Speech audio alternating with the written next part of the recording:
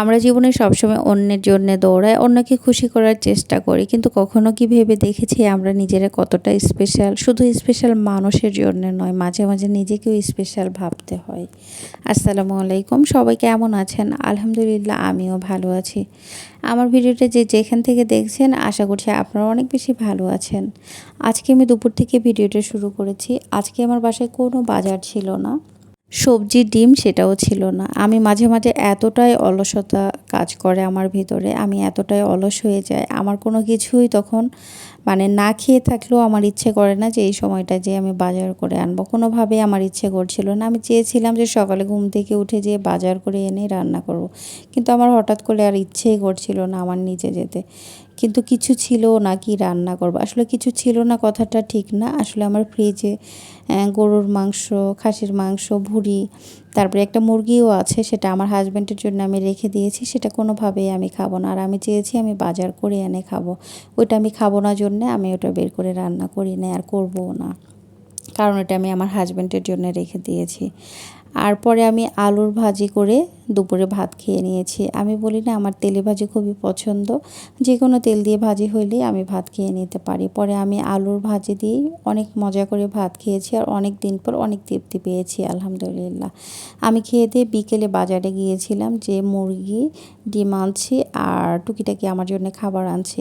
কারণ যদি বাসায় ডিম থাকে তাহলেও একা একা নিজের জন্য ডিম ভাজি করেও কিন্তু খেয়ে নেওয়া যায়, কিন্তু সেটাও ছিল না। কোনোভাবে আমার ইচ্ছে করছিল না আমি নিজে যে একটা ডিম কিনে এনে খাবো। আমি ভাবছি আজকে না খেয়ে থাকতে হলেও আমি আজকে বাজারে যাব না বিকেলে বা সন্ধ্যার আগে। তারপরে বিকেলে যেয়ে বাজার করে এনে মুরগি রান্না করছি, আর মুরগিটা দেখছেন না, কালারটা যেমন সুন্দর হয়েছে, খেতেও অনেক বেশি মজা হয়েছিল। আর এই মুরগি সুন্দর রান্না দেখে আর আলুর ভাজিটা মজা হয়েছিল, এটা পরে ভেবে নিয়েছিলাম আমি একটু পোলাও রান্না করি, সাদা পোলাও, সাথে তাহলেও খাবারটা হয়তো বা আরও স্পেশাল হয়ে যাবে। এটা ভেবে পরে আমি পোলাও রান্না করেছিলাম।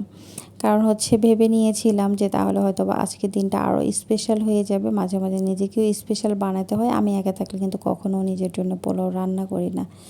আর এদিকে আমি ডিম আনছিলাম, সেটাও ধুয়ে নিয়েছিলাম, আর সেটাও এখন ফ্রিজে রেখে দিলাম। আর আপনাদেরকে দেখাচ্ছিলাম, আর ফ্রিজে কিছুই নাই, শুধু বোতল দেখা যাচ্ছে, পানির বোতল আছে। আর পুরো ফ্রিজটায় ফাঁকা, লেবু ছিল আর কাঁচামরিচ ছিল আর গুড় ছিল, শীতের সময় রেখে দিয়ে আমি সারা বছর খাই। কারণ আমরা বাসা চেঞ্জ করব, তো এই জন্য আমি কোনোভাবেই চাচ্ছিলাম না আমার ফ্রিজে কোনো রকম বাজার থাক, মাছ মাংস বা সবজি। আমার যতটুকু প্রয়োজন যেন এই মাসের যে কয়টা দিন আছে আমি ততটুকুই নিয়ে আসবো। আর আমার ফ্রিজে যেগুলো আছে আমার হাজব্যান্ড আসলে সেগুলো রান্না করেও শেষ করে দেবো যাওয়ার আগে। আর এদিকে আমি পোলাওটাও বসিয়ে দিয়েছি, আর পোলাওটাও এত বেশি মজা হয়েছিল, আসলে মাঝে মাঝে নিজের রান্নার প্রশংসা নিজেই করতে হয়। পোলাও তেমন একটা আমি পছন্দ করি না, তারপর ইচ্ছে করছিল তাই, কিন্তু খেতে যাই আমি খেতে পারি নাই। কয়দিনে যে পোলাও শেষ করব জানি না, কিন্তু তাও রান্না করেছিলাম।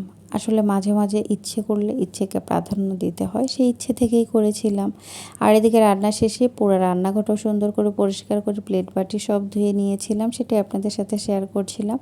আর আমার তরকারি কালারটা দেখেন কত সুন্দর হয়েছে, কালারটা যেমন সুন্দর হয়েছিল খেতেও তেমন বেশি মজা হয়েছিল। আর আমার মুরগি রান্না আমি অনেক বেশি পছন্দ করি। আসলে মাঝে মাঝে নিজের রান্নার প্রশংসা নিজেই করতে হয়। আসলে কার কাছে কেমন লাগে সেটা না, কিন্তু আমার রান্না আমার কাছে অনেক বেশি ভালো লাগে, মুরগিটা অন্তত। আমি এটা খুবই পছন্দ করি আমার নিজের রান্না। আর যাই হোক, ভিডিওটা কেমন হয়েছে অবশ্যই কমেন্ট করে জানাবেন। সবাই ভালো থাকবেন, সুস্থ থাকবেন। আল্লাহ হাফিজ।